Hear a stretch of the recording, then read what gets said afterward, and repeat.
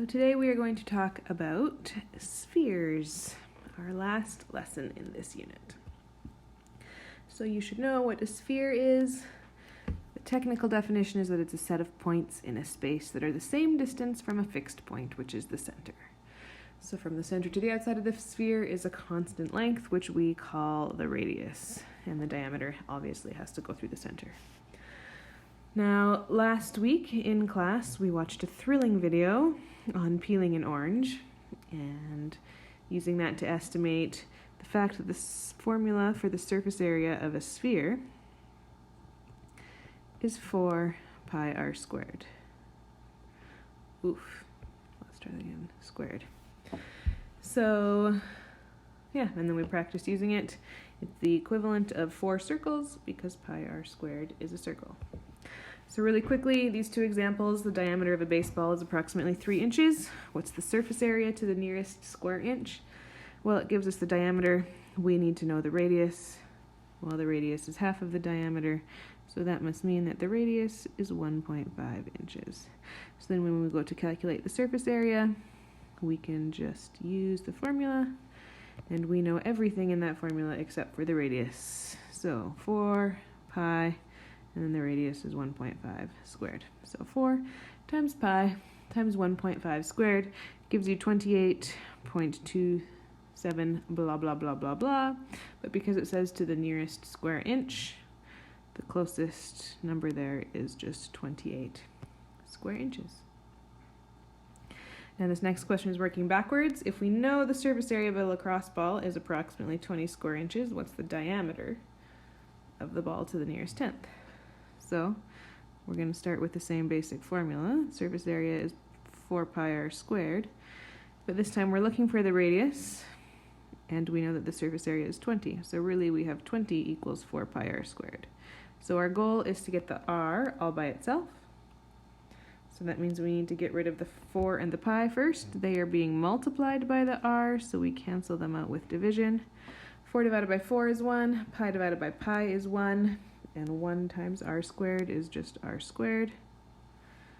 And then we've got this 20 divided by 4 pi. We could type that into our calculator and figure out what the decimal is, but we never ever want to round until the very end of a question. So I'm just going to write that all out. And then our last step to get the r all by itself is to square root both sides. Now when we do that, we get that r is approximately 1.26 inches. But the question doesn't ask for what the radius is, it asks for what the diameter is to the nearest tenth. Now what you don't want to do is round the radius to the nearest tenth and then double it. We want to keep all those decimal places in our calculator and then calculate the diameter. So the diameter is going to be twice the radius, so it's going to be 2 times the 1.26, blah blah blah. And then we can round that answer, which actually rounds to 2.5 inches. All right, so just make sure you don't round to the very end of a question. That's the most important part. Next, the volume of a sphere. So last week we also really quickly looked at dumping water between a sphere and a cone and a cylinder. And I don't know if you remember this, but the sphere was twice as big as the cone.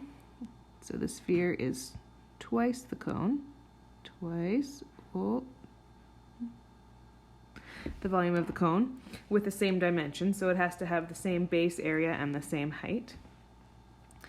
And as it compared to the cylinder, well, if you remember, the cone was 1/3 of the cylinder, so if we're doubling that, then it's going to be 2/3 of the cylinder.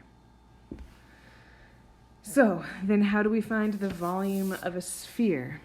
Well, if it's 2/3 the volume of a cylinder, then it's going to be 2/3 pi r squared times h, because a cylinder, the area of the base is a circle, pi r squared, and the height is h.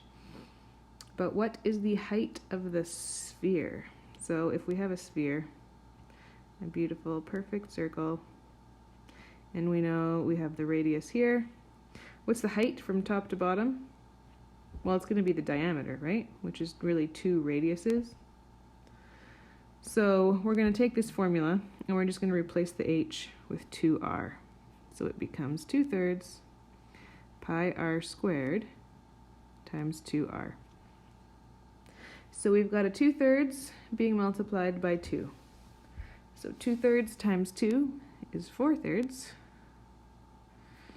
pi, and then we've got an r squared being multiplied by an r, which gives us r cubed. And this is where the volume of a sphere formula is created. So the formula that we need to remember is that it is 4/3 pi r cubed. All right, and if you think you might confuse that with the surface area formula, the key here is the cubed. So volume is always cubed, surface area is always squared. If you look back at the surface area formula, we had a squared in the formula. So if you get confused and the SA or the V in front isn't enough to tell you, you can pay attention to the exponent.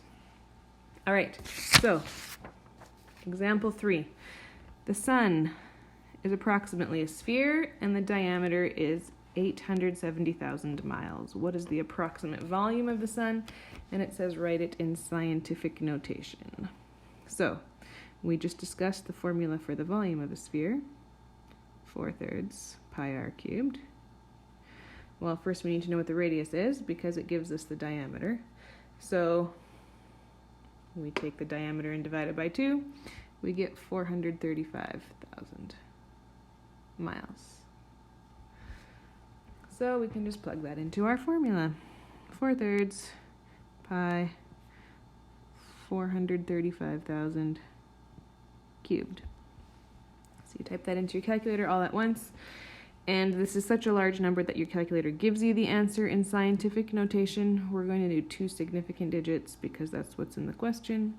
So we're going to say 3.4 times 10 to the power of 17 cubic miles, or miles cubed, which is giant, but it's the sun. All right, last question. A hemisphere has a radius of 8 centimeters. So first of all, what is a hemisphere? A hemisphere is half of a sphere. Half of a sphere. So you can imagine it being a circle on the bottom with a dome top. Oof, hopefully your picture looks nicer than mine. So if we're going to calculate the surface area of this hemisphere, we will need to know the area of this base, this circle on the bottom, and then we will also need to know the area of this lateral dome on the top. So the lateral area is going to be half of a sphere. So if the formula for a sphere is 4 pi r squared, we're going to have to take that and divide it by 2. But then we have to add that circle on the bottom, and a circle is pi r squared. So really this is 2 pi r squared, because 4 divided by 2 is 2, plus pi r squared. So if we got 2 pi r squareds and we add another pi r squared, really we've got 3 pi r squared. And it tells us at the beginning of the question that the radius is 8, so 3 times pi times 8 squared, and it says to the nearest tenth of a square centimeter, so tenth is 1 decimal place, 603.2 centimeters squared is the surface area. Now the last question here, what's the volume of the hemisphere? Well, if I take a sphere and I chop it in half, the volume is going to be also chopped in half. So our formula that was 4/3 pi r cubed is going to have to be divided by 2. So how do I do 4/3 divided by 2? Well, in previous years, you learned that 4/3 divided by 2 is really the same thing as 4/3 times 1/2, which is really 4/6. But again, you could just calculate the whole volume and divide it by 2. That's totally fine as well. But really this is 4/6 pi r cubed. And again, our radius is still 8 centimeters. So 4/6 times pi times 8 cubed. And that gives us an answer to the nearest tenth of 1072.3 centimeters cubed. And thus concludes our lesson on spheres.